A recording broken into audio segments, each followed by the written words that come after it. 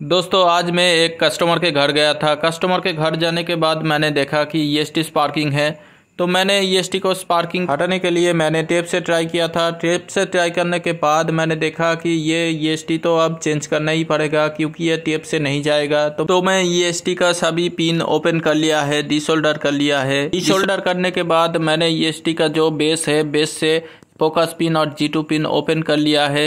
उससे ओपन करने के बाद मैंने EST का जो कैप है उससे भी निकाल लिया है और फिर मैंने नया एक EST ले लिया है जिसका नंबर है 1595 और ये EST LG अल्ट्रा स्लिम में लगता है।